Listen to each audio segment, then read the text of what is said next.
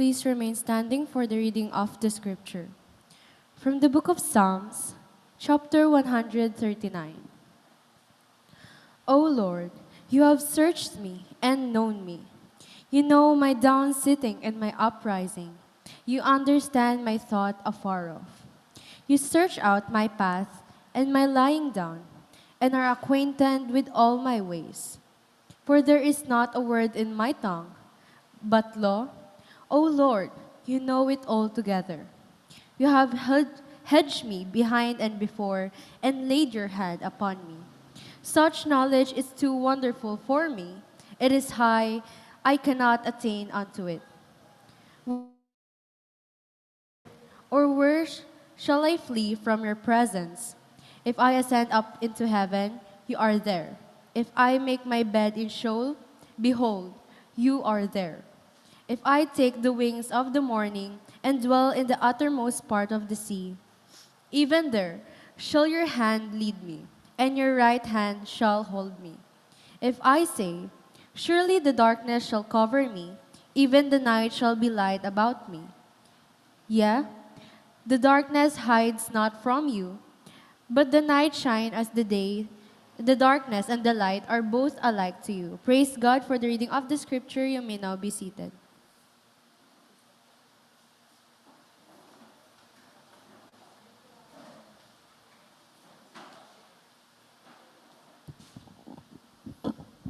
Tayo po ay manalangin po. Dakila ka, Ama kong Diyos, sa umagang ito, na kami ay nandito sa iyong presensya muli at nagpupuri at sumasamba sa umagang ito. For you are the God who promised us, for there are two or three or more than three, Lord, na nagsumasamba at nagpupuri sa inyo. Muli, you are omnipresent God who present in our life. Muli, Panginoon, nasa gitna namin kayo, Panginoon, na naghihintay na sumasamba sa inyo. Panginoon, pangunahan niyo po ang aming gawain ngayon. Sa tulong ng Banal na Espiritu ay ituon niyo po kami sa inyong presensya lamang, Panginoon. Ituon niyo po ang puso't isipan po namin sa pagsamba at pagbibigay ng aming sarili, Panginoon, sa pagsamba sa inyo sa Spirit katotohanan, Panginoon. Dahil ito lang po ang kalugod-lugod at magbibigay lang kasiyahan sa inyong presensya, Panginoon. Kaya, Panginoon, muli bilang haing buhay, we offer ourselves, we offer you our highest worship this morning, Lord, and forgive us, Lord, for all our sin at mga pagkukulang na gawa namin sa inyo. Siyasatin niyo po ang bawat isa sa amin. Pangunahan niyo po aming gawain ang lahat ng aming kagamitan. Ang bawat isa na wala pa po dito, Lord, dalhin niyo po kami sa iyong simbahan, Panginoon. At kayo lang po ang may taas, may samba sa dakilang araw na to na tinakda niyo, Panginoon, para sa iyong mga anak. Para sumamba, magpuri sa iyong kataas-taasang pangalan, Panginoon. Dahil sa iyong kamanghamanghang ginawa, Panginoon, 2,000 higit na taon na, Panginoon. Maraming salamat po at binabalik namin ang pagpupuri at pagkapasalamat sa pangalan ni Jesus. Amen.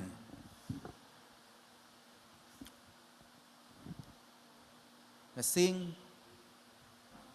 Glory be to the Father and to the Son and to the Holy Ghost, as it was in the beginning, this now and ever shall be, world without end. Amen. Amen. Manatili po tayo makatayo sa ating patuloy na pagsamba sa umagang ito. And in this our song, this first song na ating aawitin, marami nangyari sa buong linggong ito. At may nangyari lindol, ang mundo natin ay pasama ng pasama na. And even sa ating bansa ngayon ay laganap ang korupsyon. But we thank God for everything.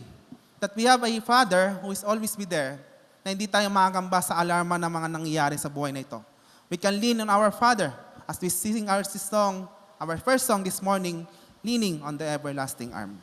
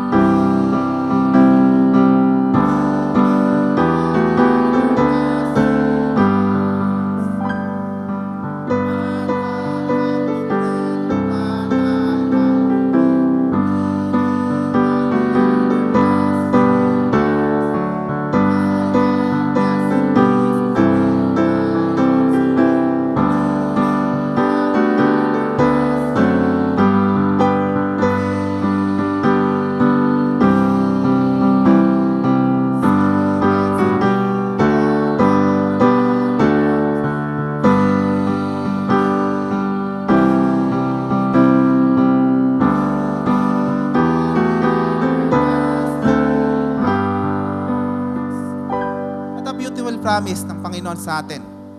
And this is the promise na pinag-aawakan natin. And this is the presence of God na kasama natin ngayon. As we sing our next song this time, na muli tayong mauhaw palagi sa presensya ng Panginoon. As we sing our last song, As the Deer.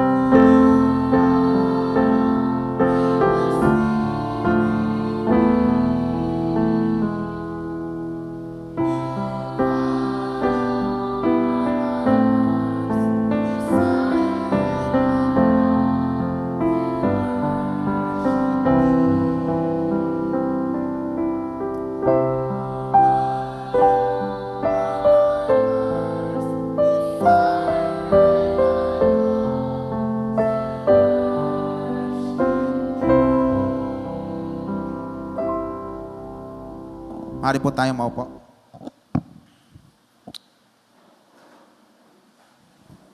At patuloy tayo sumamba sa Panginoon sa pananalangin. Ama kong Diyos, kami ay nagpapasalamat.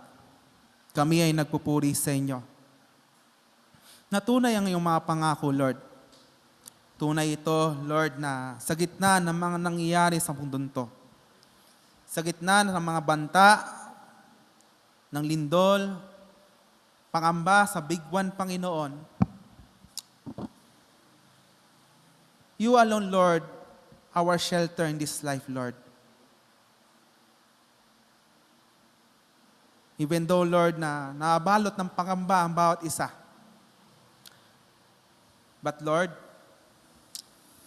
we can lean on your everlasting arm. We can lean in your promises, Lord, that everything happened in this world, Lord, is under your sovereignty, Lord. Kung i-allow nyo ang big one na ito, O Lord,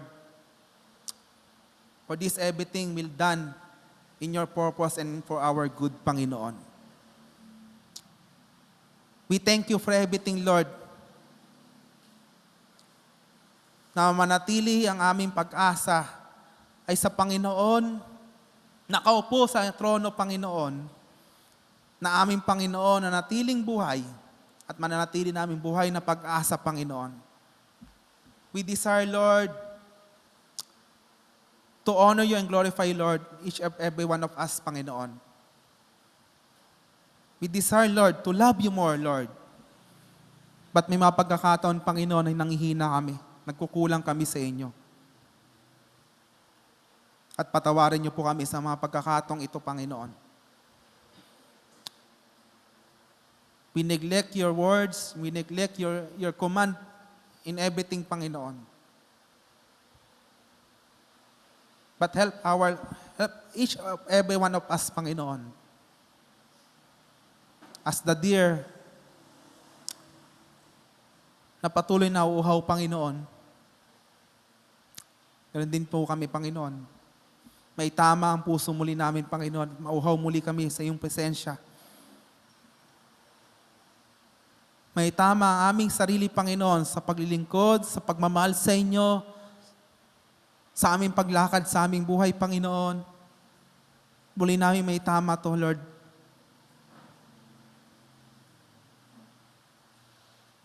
You will remain a king, a Lord, Lord. A Lord of lords and a King of kings, Lord. And a holy God that you deserve a best for each of every one of us, Panginoon. Dahil kayo ang Panginoon na nagbigay ng maganda sa aming buhay. That you given your Son, your only Son for us, Panginoon, para maranasan namin ang mga pangakong ito. Kaya lahat ng aming gagawin, Panginoon, ay nag-uugat ito kung gaano kayaman, kung gaano kalalim, kalaki ano yung ginawa sa krus ng Kalbaryo, Panginoon. Help us, Lord, to look upon to you sa lahat ng aming ginagawa. Sa aming pamumuhay Kristiyano, Panginoon, as we have this time, Lord, na muli namin kayo kilalanin sa mamagitan ng iyong attributes, Panginoon. Help us, Panginoon, as we deepen our relationship and knowledge to you, Lord, tulungan niyo po kami. May tama ang lahat ng aming lakarin, Panginoon. Ang buhay na ito ay naubuhay lang dapat, Panginoon, para sa inyo. As Paul said, Panginoon, we are not living in ourselves right now, but we are living right now for you and for you only, Lord. Hindi na kami naubuhay sa aming sarili. Help us, oh Lord, and thank you for everything you had done, Lord.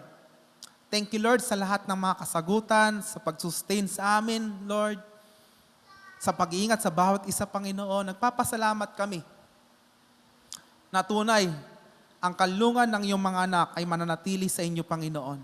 Kaya nagpapasalamat kami sa iyong paggabay at pag-ingat sa bawat isa. Salamat sa iyong tagumpay na pinagkaloob niyo kay Ate Cecil na nakalabas sa ng ospital, Panginoon, sa oras nito. Salamat sa iyong pag-sustain sa kanya. Salamat sa kalakasan, provision na pinagkaloob niyo sa kanya. Kaya nawa, Panginoon, patuloy siyang bigyan ng recovery at muli manumbalik muli ang kanyang lakas at muli namin siya makasama sa simbahan po, Panginoon, sa iyong bahay-sambahan. Gayon din kay Dabdab, Panginoon, na hiniling po namin sa inyo ang paggabay at panguna, Panginoon, sa kanyang check-up this coming November, Panginoon. Maging maayos sa kanyang resulta, Panginoon, ng kanyang check-up at patuloy niyo sustain ang kanyang kalakasan, Panginoon, at gayon din kay Ate Marisa at kay Brother Andrew, Panginoon. Gayon din para kay Christian, Panginoon, na patuloy namin hiniling sa inyo ang iyong pagpapagaling sa kanya. Gumaling siya sa kanyang karamdaman na leukemia, Panginoon, at maging normal na po kanyang dugo, Panginoon. Tulungan niyo patuloy si Christian, sustain niyo kanyang mga pangailangan, Panginoon. Patuloy kayo magbigay sa kanya ng kalakasan, Panginoon, at sa buong pamilya nag-aalala, Panginoon.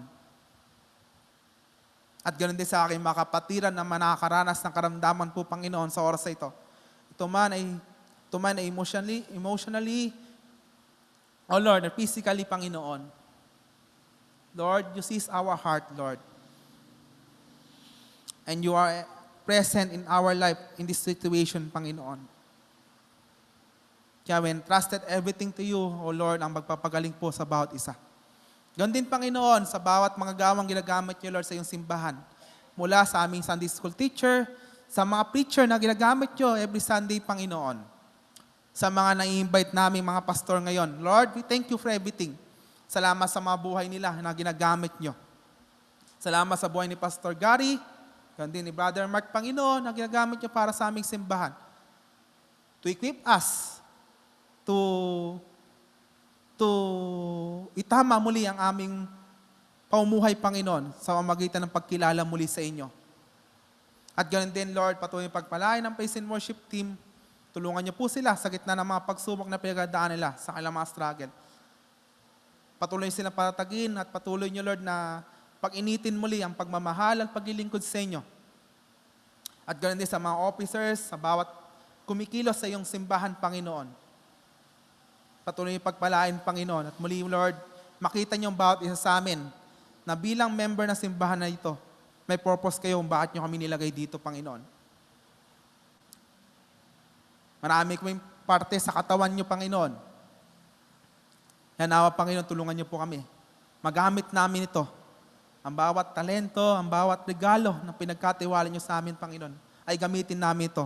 Pagbibigay walhati at paglilingkod sa iyong dakilang pangalan, Panginoon. Ganon din, Panginoon, ay patuloy niyo tulungan ang aming simbahan. Sa gitna ngayon na wala kaming pastor, Panginoon, patuloy niyo tulungan ang aming simbahan, Panginoon. Salamat, Panginoon, sa mga tumutulong sa amin para makahanap kami ng mga gawa sa iyong simbahan.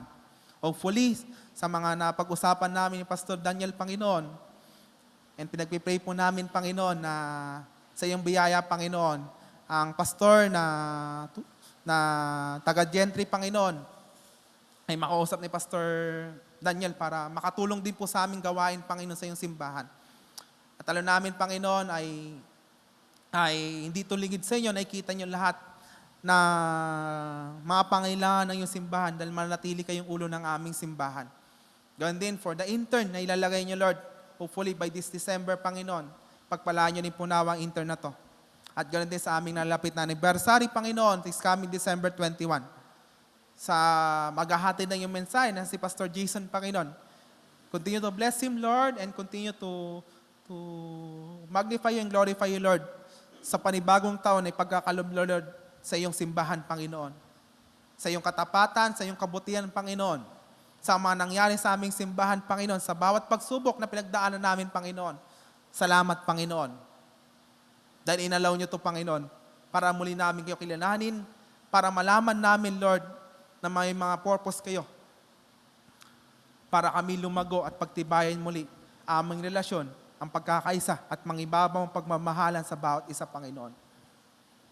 O Lord, ganun din ay patuloy niyo tulungan ang gawain sa IBF sa pamumuno ni Brother Dan, even their upcoming anniversary, Panginoon, this coming first Sunday ng December, Lord.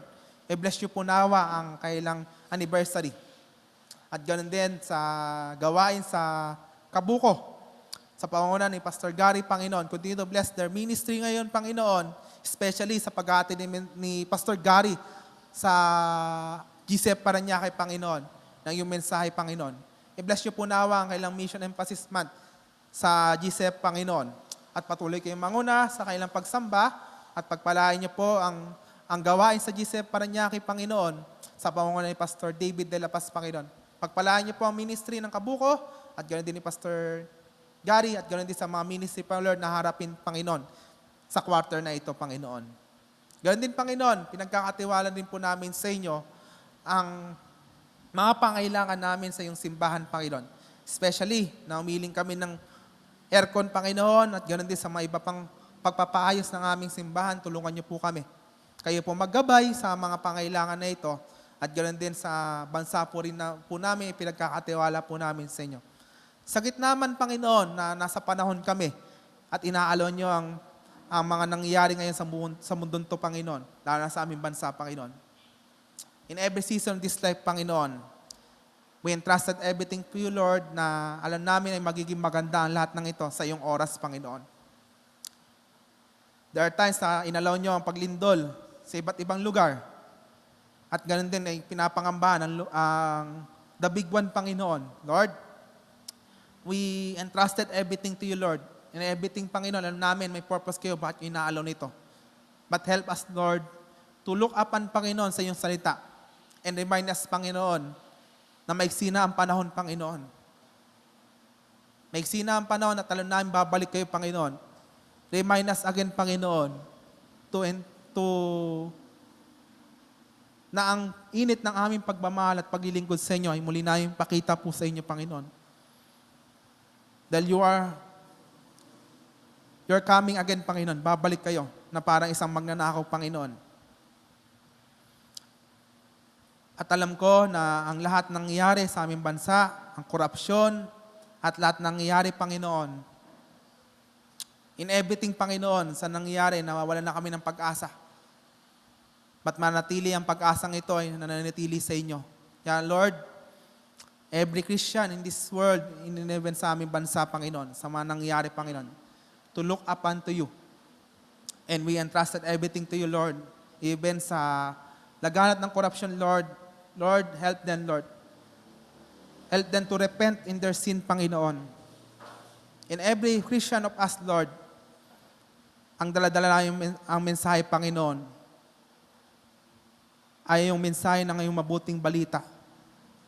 Ang mensahe ng pagtalikod sa kasalanan dahil babalik kayo, Panginoon. We know, Lord, na there are times, Lord, na in times na alam namin wala kayong ginagawa. At alam namin may ginagawa kayo. But you want every sinners, Lord, to repent in their sin, Panginoon. Dahil ayaw nyo may mapahamak, Panginoon. Kaya nawa, Panginoon, patuloy yung tulungan ang aming bansa. Patuloy yung baguhin ang aming mga leaders, Panginoon. Dahil di namin kaya ito, Panginoon. Kahit anong gawin naming rally, Panginoon, kung anong bang gawin namin sa mundo to, Panginoon, hindi namin kayang baguhin ng tao. But kailan po ang pagbabago sa puso ng aming mga leaders, mula sa aming Presidente si Bongbong Marcos at lahat ng bawat isa, Panginoon, kailan po ang magbabago sa kanila? Ay yung mensahe ng iyong mabuting balita, ang tanging magbabago sa tao, Panginoon. At tatalikod sa kasalanan nila, Panginoon. Tulungan niyo po ang aming bansa. Tulungan niyo ang lahat ng mga pangailangan ng aming bansa. Even sa aming ekonomiya na bumabagsak ngayon, tulungan niyo muling umangat ito. At ganoon din, Panginoon, sa mga bawat sinalanta ng lindol, Panginoon, tulungan niyo po ang mga pangailangan ng bawat isa. Sa mga na binabalot ng kalungkutan dahil sa kawalan ng kailang mga ari-arian, pagkawalan ng kanilang pamilya, Panginoon, Lord, comfort them. And reveal them, Lord, kung sino kayo sa buhay nila. Kayo ang may karapatan bumawi ang lahat ng bagay, Panginoon. Kayo ang may karapatan sirain ang lahat ng bagay dahil kayo ang may-ari ng lahat ng bagay sa mundong to. Lord, tulungan niyo po aming mga frontliners na tumutulong sa mga nire-rescue nila, Panginoon. Nanganapekto ng lindol, Panginoon. Even sa mga pangailangan nila. Tulungan niyo po ang bawat isa. Tulungan niyo ang bansa, Panginoon. At ganoon din ang bawat mananampalataya na nagkalat sa aming bansang Pilipinas, Panginoon, na patuloy naglilingkod sa iyo sa lugar ng mga kabugatan, sa bundukan, sa isla, Panginoon, na patuloy na nagiging masigasig para maglingkod sa inyo, Panginoon, habang iniintay namin pagbabalik niyo, Panginoon. Makita niyo po nawa ang bawat isa, Panginoon, nagtatapat, naglilingkod sa inyo, habang nalapit ang iyong pagbabalik, Panginoon. Maraming salamat po at purihin ka sa iyong kabutihan at sa iyong katapatan at pinagkakatiwala po namin sa inyong mga panalangin na to. Sa pangalan ni Jesus, Amen.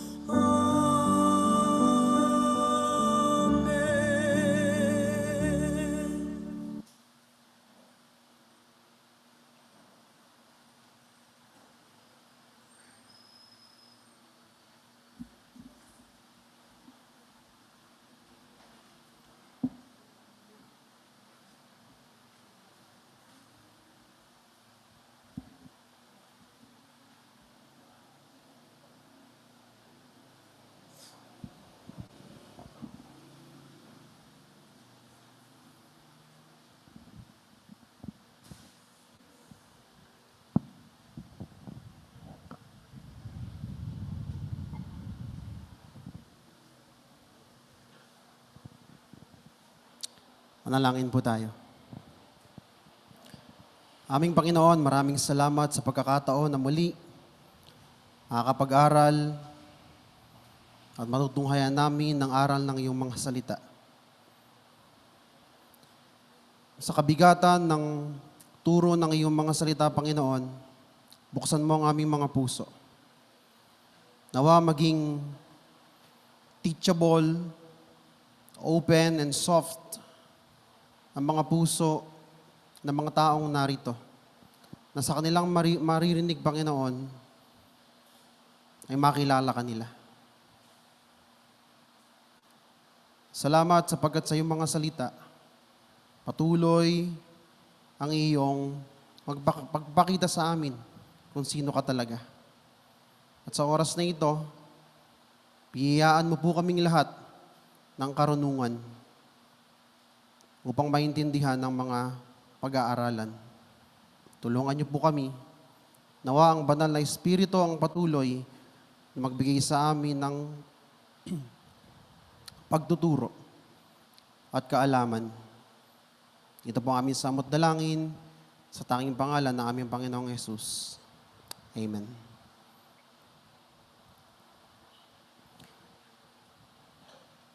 Ang ating pong pag-aaralan ngayon ay pinamagatan po nating The All-Present God. And kanina po sa ating pag-aaral, we talk about the omnipresence of God. Ganon din po yan. The all-present God is also the same omnipresence God. O omnipresent God. Paki-open po ang ating mga Bible sa Psalm 139 verses 7 to 10. At dyan po tayo mag-focus sa ating pag-aaral. I will be reading verses 7 to 10 and then we will start yung ating pong pag-aaral. Verse 7, Where shall I go from your spirit? Or where shall I flee from your presence? If I ascend to heaven, you are there. If I make my bed in Sheol, you are there. If I take the wings of the morning and dwell in the uttermost parts of the sea, even there your hand shall lead me, and your right hand shall hold me. Mga kapatid, nawa sa sermon na ito, sa preaching na ito, ay makita natin ang ating Diyos is omnipresent God. Na lagi niya tayong nakikita. At hindi lang palagi niya tayong nakikita, hindi rin niya tayo iiwan. He always sees us and He will never leave us. Alam niyo po, sa ibang Christians, overwhelming ang pag-aaral ng attributes of God. Lalo na kapag dumarating na sa punto na kung saan pag-uusapan na nga po yung mga omnis. Omnipresent, omnipotent, and yung isa pa na mahirap ding omniscient o pagiging all-knowing ng ating Diyos. Ito po kasi yung mga tinatawag na incommunicable attributes or characteristics ng ating Panginoon, ng ating Diyos.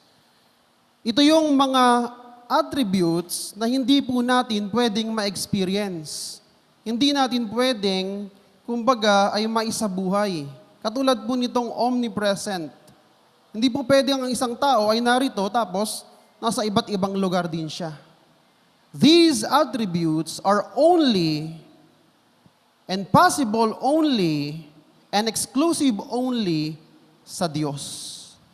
Kaya minsan overwhelming na pag-aralan po itong mga ito. Pero in a limited time na meron po tayo and with the help and the guidance of the Holy Spirit at dito po sa ating pag-aaral ng salita ng Diyos ay aalamin natin. Ano po ba ang ibig sabihin talaga ng Diyos sa isang omnipresent God? Alam niyo po, mahilig akong manood ng debate. And in one of the debate na napanood ko, debate ito ng isang Kristiyano na si Dr. Kent Hovind. Isa po siyang scientist.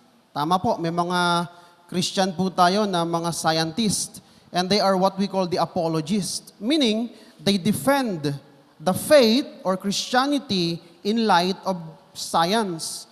Ngayon, sa debate po na ito, tinanong siya, where did God come from? Saan nagmula ang Diyos? Ano ang pinagmulan ng Diyos? And this is his answer. Ano bang sabi niya dyan? Your question is assuming a limited God.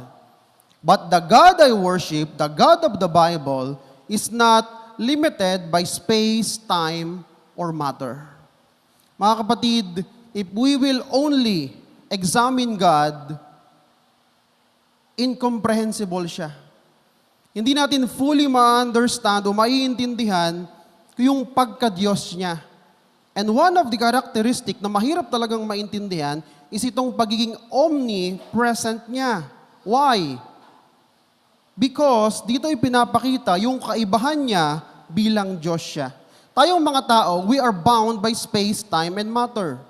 Kailangan natin ng space, kailangan natin ng oras, and also, yung mga bagay o yung matter, mga things. Pero ang Diyos is outside space, time, and matter. Pag sinabing outside, hindi siya apektado ng mga bagay na yan. Yung oras sa atin, iba sa oras ng Diyos. Yung espasyo na kailangan natin ay iba sa espasyo na kailangan ng Diyos. At nagpatuloy po yung sagot ni Dr. Kent Hovind. Anong sabi niya? If I could pit an infinite God in my 3-pound brain, then He is not God and He is not worshiping. Marami pong umaatake sa pagiging omnipresent, omnipotent, and omniscient ng Diyos. Why? Because kapag napatunayan nilang itong tatlong characteristics na ito or attributes na ito ay hindi totoo, then He is not God and also He is not worth worshiping. Pero today, ang ating pong study will remind us that we have an omniscient God, rather omnipresent God. He is boundless and simultaneously present everywhere. Diretso po tayo ngayon sa verse 7. At tignan natin kung anong sinasabi ng salita ng Diyos when it comes to God is present or God's omnipresence. Verse 7, where shall I go from your spirit? Or where shall I flee from your presence? The first point is, God is inescapable. We can never escape God.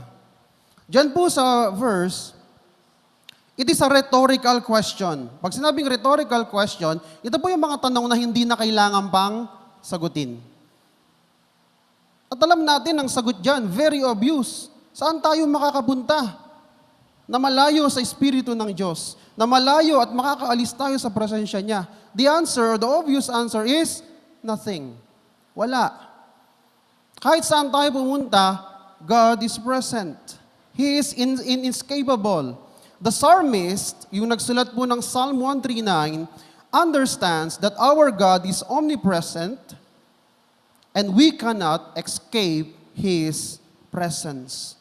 Kahit saan po tayo pumunta, sa ilalim ng lupa, sa kaitaasan, silangan, sa kanluran, nandun po ang Diyos. Once again, mahirap itong maintindihan because we are limited. We are a limited being. We are physical being. But God is not limited. We can only,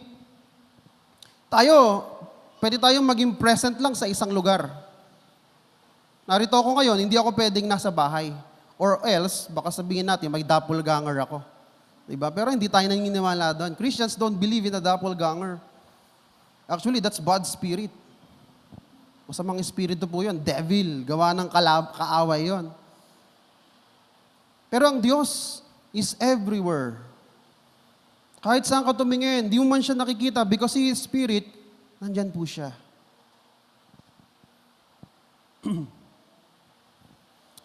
At ito po yung kaibahan ng Diyos sa atin. Hindi po ibig sabihin na ngayon sa FBCF, nandito ang Diyos, wala siya sa IBF, wala din siya sa CCF, at sa mga iba't iba pang churches sa mundo. As we gather in spirit and in truth, ang ating pong Diyos ay kasama natin. at kasama rin ng iba't ibang mga nananampalataya sa iba't ibang lugar sa ating mundo. Once again, kahit saan tayo magpunta, kahit gaano pa yan kataas, kahit gaano pa yan kalalim, kahit gaano pa yan ka-isolated, remember this, nandun po ang Diyos. Because God is inescapable. Katulad ng question, saan tayo makakatakas sa Espiritu at presensya ng Diyos? Wala. Kahit saan tayo pumunta, nandoon po ang ating Panginoon. Anong sinabi ni Jeremiah? 23 verse 24. Ano bang sabi dyan? Can a man hide himself in secret places so that I cannot see him, declares the Lord? Do I not feel heaven and earth, declares the Lord. Dito pinapakita uli ng rhetorical question na ito na hindi tayo makakatakas sa presensya ng Diyos. We cannot hide from Him. Job 34 verse 21. Si Job ang nagsasalita, for his eyes are on the ways of a man, and he sees all his steps. Inu-illustrate, pinapakita po muli ng verse na ito na we have an omnipresent God that wherever we are, God sees us and cannot escape His presence. Once again, God is inescapable. Ito, alam ko, marami rito nag-Sunday school. Naalala niyo si Jonah? Kinain ng malaking isda. Sa loob ng isda, nag-pray. And then God heard the prayer. So ibig sabihin, kahit nasa kailaliman ka pa, kaibuturan ka pa ng karagatan, sa loob ng malaking isda, God is there and He will answer your prayers. Pero ang story kasi ni Jonah is something about running away from God's will, running away from the presence of God. Pero anong sabi ng Diyos? No, Jonah, you cannot run away from my presence. Kaya anong ginawa ng Diyos? Even medyo hindi maganda yung experience na nangyari kay Jonah, ibinalik ng Diyos si Jonah dun sa kalooban niya. He must preach the gospel. At ganun din po tayo mga kapatid. Kahit anong gawin natin, hindi po natin matatakasan ng Diyos. May kalooban ng Diyos sa atin. Ayaw mo man ngayon, pero katulad ni Jonah, aabutin ka niya kahit saan ka magpunta. Because God is there. Ngayon, alam natin, at naiintindihan natin na God is present everywhere. At alam din natin na nakikita niya tayo. Pero the question is, paano tayo sa ating buhay ngayon? In light of this truth. The question is, namumuhay ba tayo ng tapat sa Diyos? Are we living clean and holy lives? Dahil nakikita niya tayo. Kahit saan tayo pumunta, nandyan tayo. Kahit hindi Sunday, kasama natin ang Diyos. So the question for Christians is, are we living a clean and holy lives before the Lord? Paano kung wala nang ibang nakakakita, Diyos na lamang? Paano tayo kumikilos? Hebrews 4:13, and no creature is hidden from His sight, but all are naked and exposed to the eyes of Him whom we must give account. Tandaan natin mga kapatid, kahit saan tayo pumunta, nakikita tayo ng Diyos. Hindi tayo makaka-escape. Lahat ng kilos natin, alam niya. Lahat ng iniisip natin, nakikita niya. Because He is with us. This is a warning for all of us. If we are living in disobedience to God, stop living that kind of life. Maaring hindi ka nakikita ng ibang miyembro ng church, but nakikita ka ng Diyos. At malinaw na malinaw sa Kanya na ang buhay mo ay taliwas sa Kanyang itinuturo. And someday, according to the verse, we will stand before Him and we will give an account to Him. At wala kang maitatanggi. Why? Because kung saan ka man nagpunta, nandun ang Diyos. At ang kanyang presensya ay kasama mo. Whether you live a holy life or whether you are living a sinful life, God is with you. That is one of the warning na meron sa ating mga Kristiyano. We must not live a double life. Kung ano tayo sa church, kung paano tayo sa simbahan, paglabas natin ng simbahan, ganoon pa rin dapat ang ating pamumuhay. Walang Kristiyano na sa loob ng simbahan ay banal, din paglabas ay kung ano-ano ang ginagawa. Kita ka ng Diyos. Because once again, God is omnipresent. We can never escape the presence of our omnipresent God, mga kapatid. Yan yung unang punto. Medyo mabigat, pero kailangan nating lunukin yan. Ngayon po, malinaw na that God is omnipresent. At hindi natin matatakasan yung kanyang presensya. Kahit saan tayo magpunta, nandun siya. Kahit anong gawin natin, nakikita niya at alam niya. Tignan po naman po natin ngayon yung lawak o yung scope ng kanyang presence. Saan ba umaabot itong presensya niya? May limitation ba o wala? So tignan po natin in verses 8 to 9. Verse 8 po muna tayo. If I ascend to heaven, you are there. If I make my bed in Sheol, you are there. Heaven, yung unang binanggit na place. Actually, dalawang place ang binanggit sa verse 8. Heaven and Sheol. Later, yung Sheol ay pag-aaralan po natin. So itong heaven, hindi na yan bagong konsepto sa atin. Heaven is a place where all believers will come kung sila po ay kunin na ng ating Panginoon.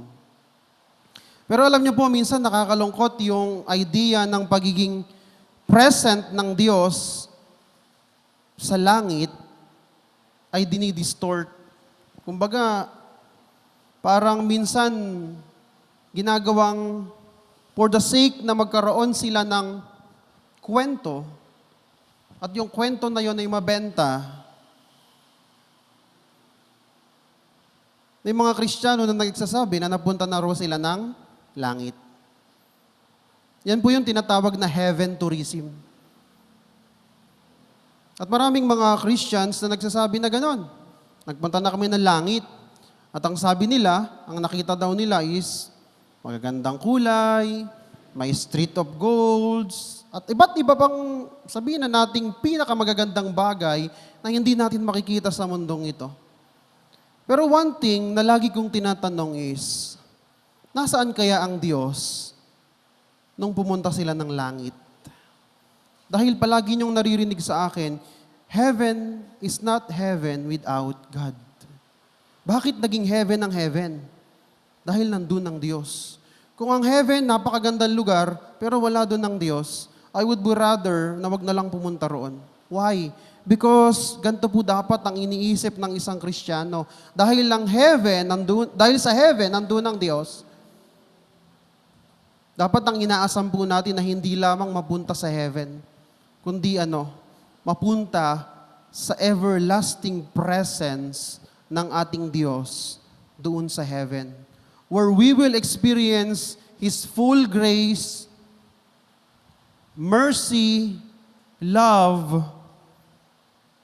na hindi natin nararanasan ng buong buo dito sa lupa. So doon sa so-called heaven nila, walang Diyos. Pero once again, wag po tayong maniniwala na may isa ng taong nakapunta sa heaven tapos nakabalik. Dahil kahit sa Bible, the Bible says, kapag nakapunta ka na ron, wala nang balikan. Naalala niyo yung kwento ni Lazaro, saka yung matanda, yung mayaman. Diba? Hindi naman nakabalik yung mayaman eh. Nandun na siya kung nasaan siya. Kaya po ako hirap na hirap akong maniwala na may mga taong buhay pa sa ngayon na nakapunta na ng langit. And this is a warning from all of us not to believe those stories because it is not aligned with the Word of God. Tandaan ninyo, pag hindi naaayon sa salita ng Diyos, wag po tayong maniniwala. Once again, the first place na minention sa verse 8 ay ang heaven. At alam natin, undeniably, ang Diyos ay nasa langit. Ikalawang place na binanggit po sa verse 8, yung Sheol. Yan po ay nangangahulugang hell. The depths or the grave or hell. So God is in hell. Sabihin nila, minsan bakit sinasabi ng ibang theologian na ang Diyos naman ay wala sa hell? No. God is in hell administering the punishment for unbelievers. Kaya nga po mayroong idea, pag-aaralan natin itong attribute na ito, na ang Diyos is a just God, He is full of justice, He is also righteous in His wrath. Galit siya sa kasalanan. And in hell, yung mga taong makasalanan, dun po yan parurusahan. And the one who is administering the punishment is God Himself. Once again, hell is hell because of God.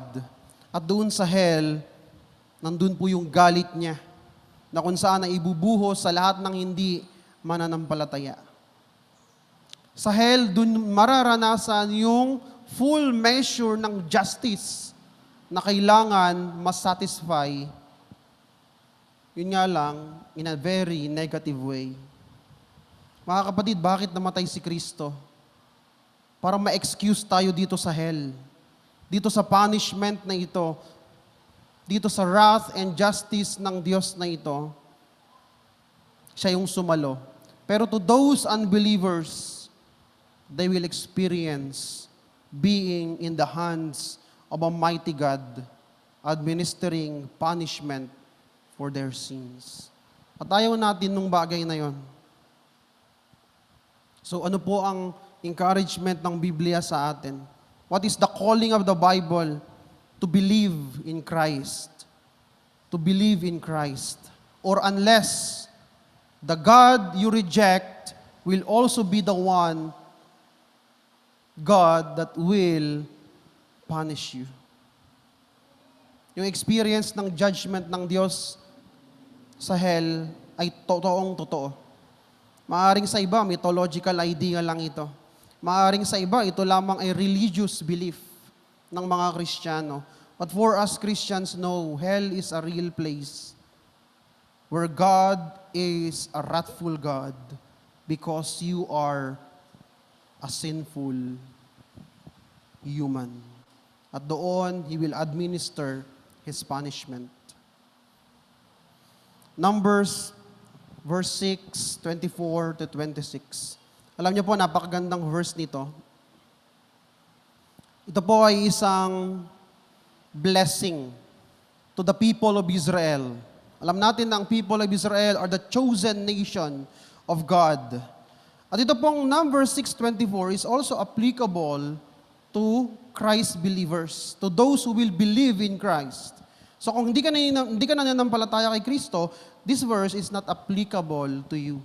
Ano pong sinasabi dyan? Yung mga nakapula, mamaya ko po yan babalikan. The Lord bless you and keep you. The Lord make His face to shine upon you and be gracious to you. The Lord lift up His countenance upon you and give you peace. That is the blessing. That is heaven. Paano kung hell? Anong mararanasan natin? In hell, ganito po yung magiging version ng Numbers 6:24 to 26.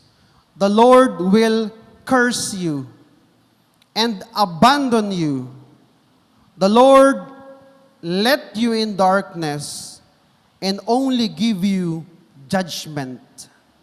The Lord will turn His back upon you and He will remove His peace from you. And that's hell, mga kapatid. Anong meron sa hell? Nandun ang Diyos. He will pour out curses, not blessings. to those who are not saved through genuine faith in Christ. Kaya nga po, good news sa atin na meron tayong Savior in the name of the Lord Jesus Christ. Dahil kung wala, all we get is justice for our sins. And justice entails curse. And those curse na galing sa Diyos ay hindi natin gugustuhing maranasan. Even the Lord Jesus Christ, naging mahirap ang kanyang experience when God poured out His curse para tayo po ay maligtas. In hell, God's wrath and justice will be experienced by those who disobey Him. Maaring ngayon nakakatawa tayo. But kung nasa hell tayo, there will be no laughter. There will be no smiling.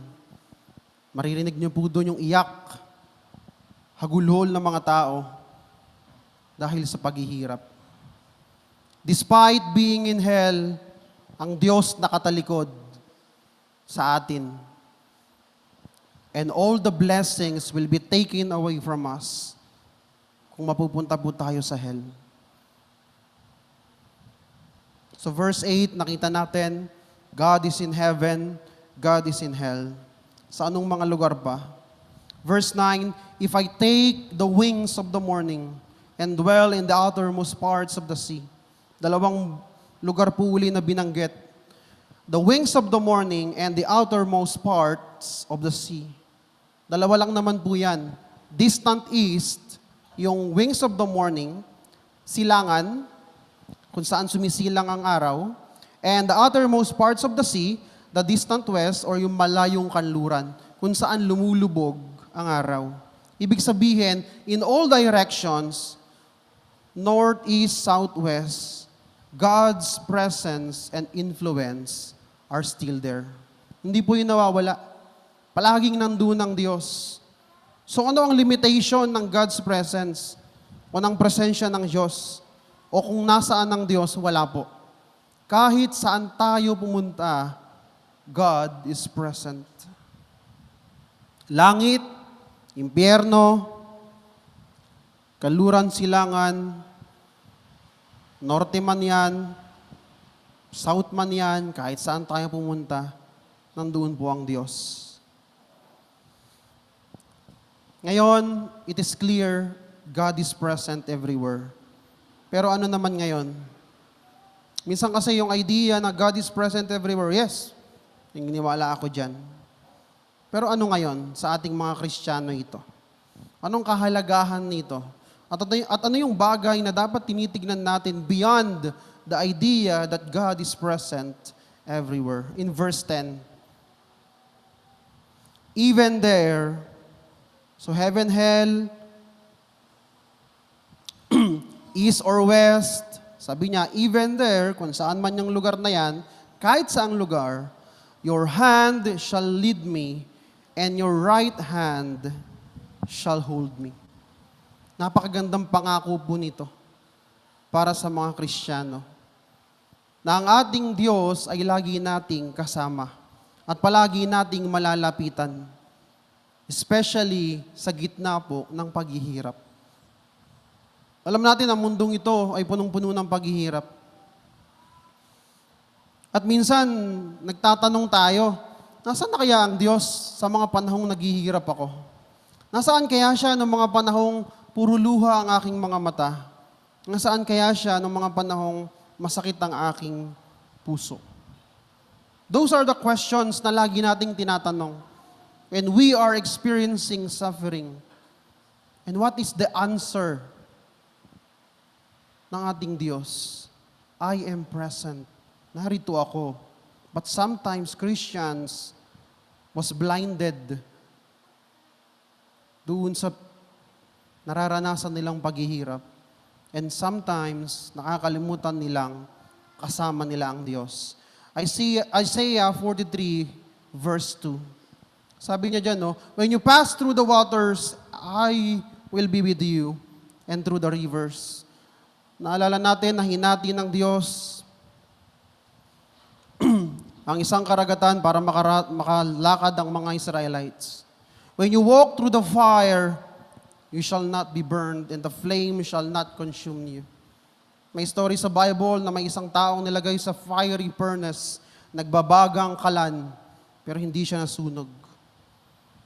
Dahil bakit? Kasama nila ang Diyos. Psalm 23 verse 4, even though I walk through the valley of the shadow of death, sa bingit ng kamatayan, naglalakad. Si David, rather. I will fear no evil, for you are with me. Your rod and your staff, they comfort me. Hindi po mawawala ang katotohanan ito, mga kapatid. God is always with us, and He will never leave us. Kahit sa ano pang sitwasyon, sabihin na natin, darkest moment ba ng ating mga buhay, nandun ang Diyos. We can be assured that God is present in our suffering. Why? For He is an omnipresent God. Sabi nga ng Psalm 23 verse 4, even though we walk through the valley of the shadow of death, we will not fear. Why? Because God is with us. He will never leave us. FBCF, listen to this very carefully. Wherever we are, God is present. He is always with us. He shall lead us, and He shall hold us. Ito pong preaching na ito ay maikli in the idea na mabigat ang message. Bakit? Dalawang bagay po ang gusto kong iwanan sa inyo bilang pagtatapos. The doctrine of God's omnipresence offers a grave warning. Those who live against God can never escape from Him. Kahit sabihin mo pong Christian ka, kahit sabihin mo pang everyday umaattend ka sa church, if you are living against the will of God, you can never escape Him. He is in hell. Ikalawa, the doctrine of God's omnipresence also offers tremendous encouragement. God is with us in the midst of trial and adversity. At gusto kong idagdag, all things work together for good to those who love the Lord. Kasama natin ang Diyos kahit saan tayo magpunta. At isang warning yan para tignan natin ang ating mga kilos. At isa rin niyang encouragement na dumadaan naman tayo sa apoy, naglalagablab na apoy, sa nagngangalit na alon, kasama natin siya. At He will never leave us. He will never forsake us. Let us pray. Ama, maraming salamat that your presence is always with us. Lagi kang nasa paligid namin, kasama namin. Hindi mo kami iniwan. Hindi ka isang Diyos na after mo makreate ang mundo, ay iniwan na ang kanyang creatures. No. Kasama ka namin. Simula pa ng foundation, na pagbuo ng sanlibutan hanggang sa ngayon. Kaya Panginoon, tulungan mo kami na mamuhay ng naaayon sa iyong kalooban. At magtiwala sa iyo sa mga oras na wala na kaming makakapitan, sa mga oras na kami naghihirap. Tulungan mo, Panginoon, ang aming mga puso at isipan na makita na nandyan ka. Kasama ka namin. Lumalakad ka sa harapan namin. Ginaguide mo kami. Tinutulungan mo kami. Maraming salamat po. Ito po ang aming samot dalangin sa tanging pangalan ng aming Panginoong Hesus. Amen.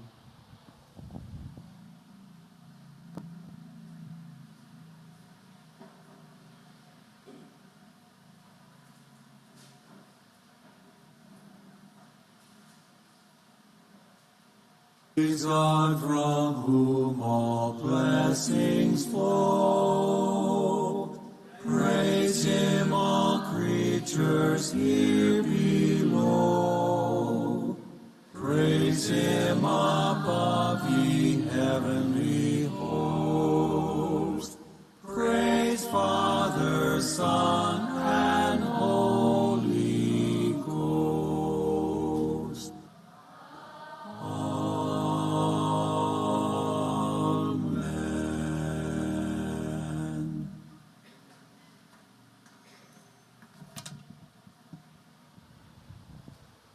From the book of 2 Corinthians, chapter 9, verses 6 to 8. But this I say, he who sows sparingly will also reap sparingly, and he who sows bountifully will also reap bountifully. So let each one give us as he purposes in his heart, not grudgingly or necessity, for God loves a cheerful giver. And God is able to make all grace abound toward you, and that you always, having all sufficiency in all things, may have an abundance for every good work. Praise God for the reading of the scripture. You may now take yours.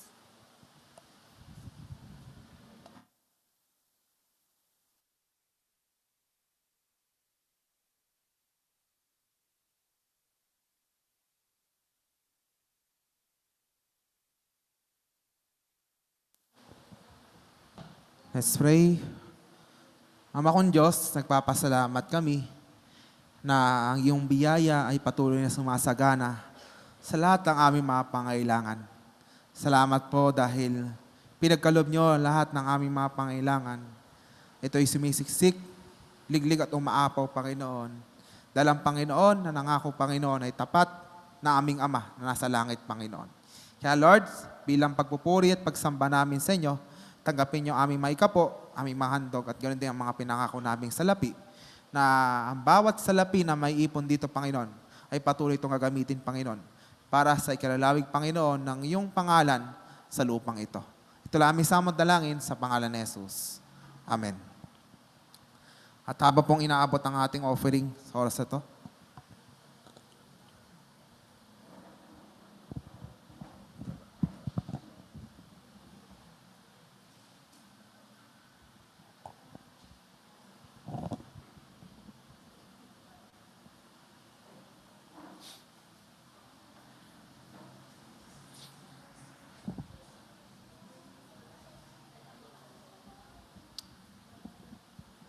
at habang inaabot ang ating offering, at purihin ang Panginoon this time as we sing our closing song this morning, niling ko po ang bawat isa na tumayo para sa ating pagwakas ng ating gawain sa pamamagitan ng pag-awit. Let's sing our closing song by faith.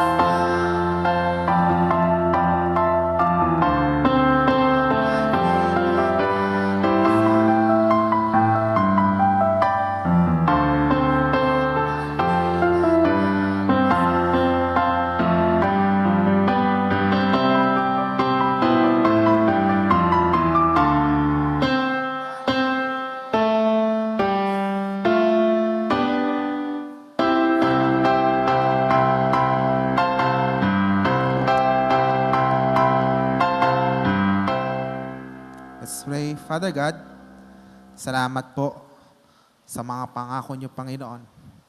Despite of the present of this world, Lord, ay marami nangyayari. And we have no control in everything, Panginoon. May mga takot, mga pangamba, Panginoon.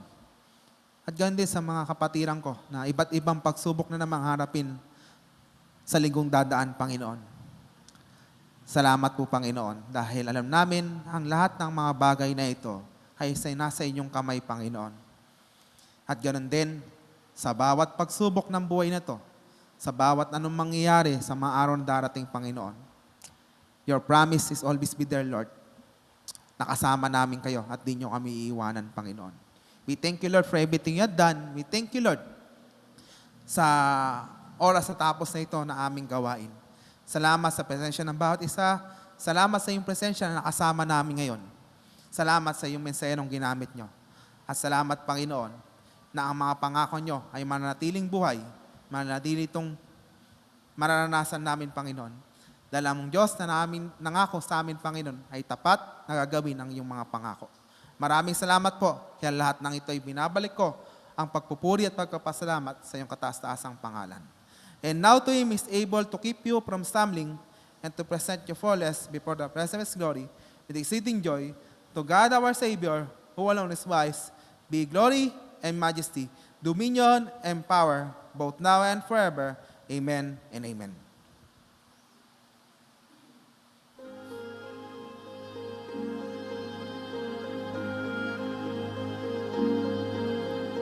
God has not given us the spirit of fear, but has given us the strength to obey. With power and sound mind, with love the unfailing kind, oh, be not ashamed of His way. May the Lord find us faithful. May His word be our banner held high. May the Lord find us faithful every day, though we live, though we die. Mga kapatid, dala-dala mo pa ako ng Panginoon na ikahigit na malagumpay, kaya wala ka papangambaan sa mga darating. Dahil huwag mong kakalimutan, palagi mo tandaan, mahal tayo ng Diyos. So, dyan po natapos ang ating pagsamba sa umagang ito at mari po tayong maupo para sa ating mga announcement. So, tayo nagpapasalamat sa biyaya ng Panginoon nagbigay ng bulaklak sa altar ng Panginoon sa pamilyang Castañares. So, si Mami D po ang ating nagbigay ng bulaklak sa altar ng Panginoon at pagkakataon naman ng pamilyang Corpes. So, yun na po. Nandiyan po si Ate G. So, yan po. Sunday School. So, 9 a.m. po ang ating Sunday School at worship service will be 10:15 at papangunahan po to ni Pastor Gary ang ating Sunday School at ating worship service at ang ating Lord's Table din po. Lord's Table po natin this Sunday. So, nandito po si Pastor Gary and continue to pray for Pastor Gary kasi siya nag-aatin ng mensahe sa GCF. At alam ko, 2 o 3 ang kanyang mensahe ngayon na hahatid niya ngayon sa GCF Parañaque. So, nasa GCF Parañaque po siya ngayon. Continue to pray for Pastor Gary sa pag-aatin ng mensahe ng Panginoon. Prayer meeting. It will be Pastor Gary rin, 7 p.m. Prayer meeting po natin. So, ay tayo nabati po natin ng kaarawan, 14, saka sa 16. So, binabati po natin ng kaarawan, si Ate Cecil at yung nasa baba. So, yan. So, wala po ngayon ng ating celebrant. Kaya po, bati na lang po natin si Ate Cecil. Yung 16, mawawala sa kalendaryo yan eh. Mawawala na sa kalendaryo yan. Kaya pati yung 16 mawawala rin sa kalendaryo. Okay? So, bati na lang po natin sa Ate Cecil. At ganun din ay, meron na ba tayong sa anniversary? Wala pa. Yung sa, tawag ito?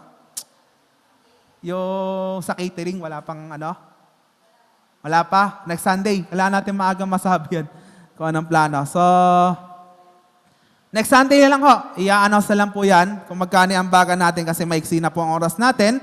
So, yung letter, Ma'am Ay, napadala na yung letter, nagawa na. Nasend mo na sa akin? Wala pa ako na-receive. Yun lang, pasend lang kasi para mabigay ko na kay Mark. And pati yung isang letter pa, maano rin ha. Alam na ni Ate Men yung isang letter kasi. So, alam na niya, nasabi ko na. Si teacher na bala doon, nasabi ko na sa kanya. So, ano ba? Sino kanta nyo? Wala nga. Wala nga. Sino? Ayaw nga pala.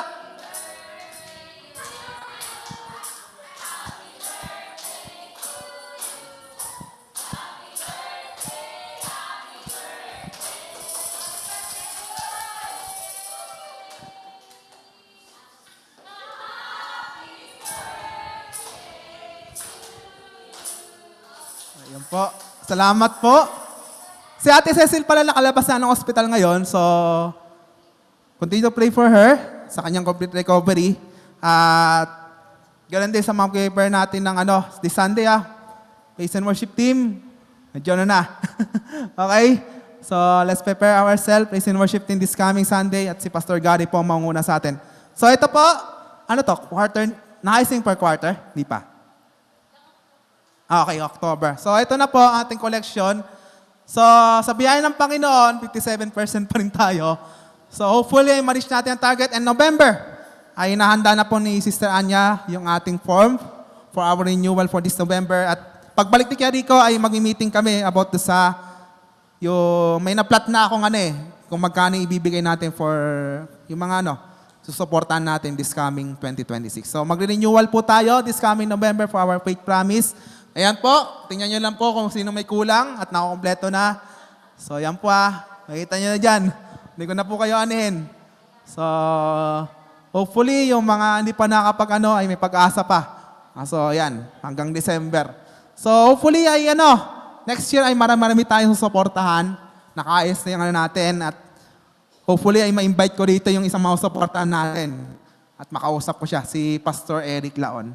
And continue to pray sa Kalayan kasi nagre-recover sila. Di naman nasalanta yung mismong simbahan nila Yung lugar ng Kalayan talagang nasalanta. Kasi ang simbahan ng Kalayan kasi nagiging yung kalungan nila pagdating ng bagyo. Kaya maraming pagpapala yung simbahan ng Kalayan talaga.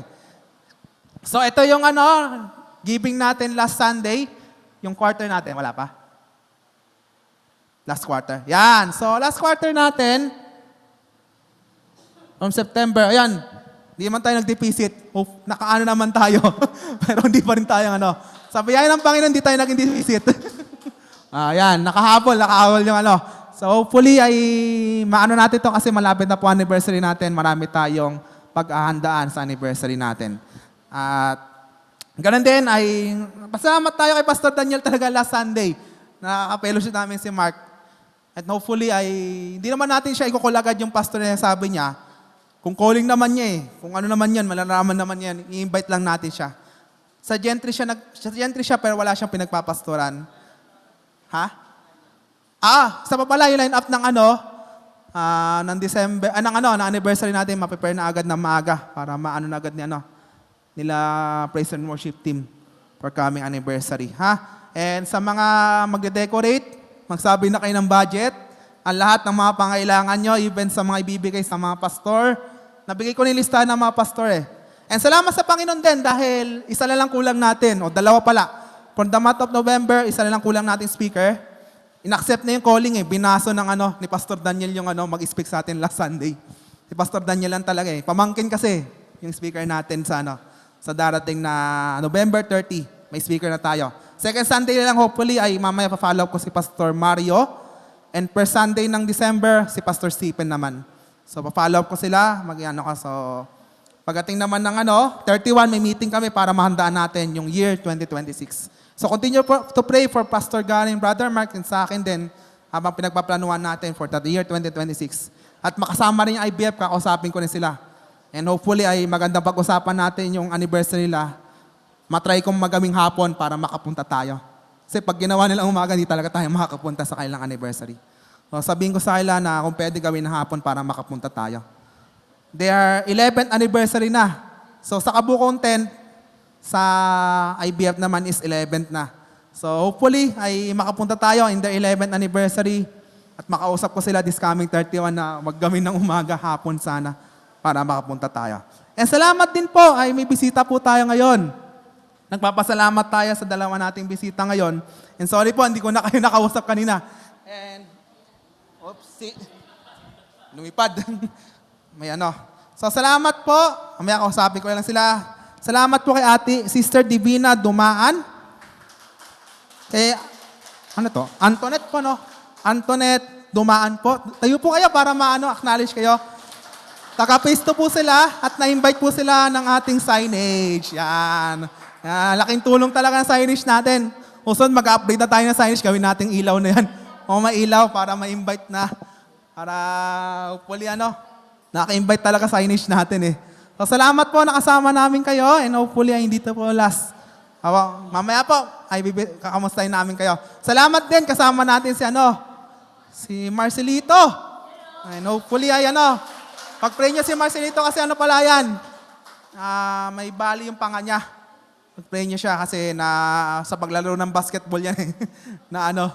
Masyadong pisikalan. Yan, napangahan. And salamat si Ate G kasama natin ngayon. So, salamat po sa bawat isa at sa Diyos ang kapurihan at pwede tayong magbatian sa bawat isa. So, wala na tayong announcement. Diyan po natapos ang gawain. Pwede po tayong magbatian. Batiin po natin ating bisita.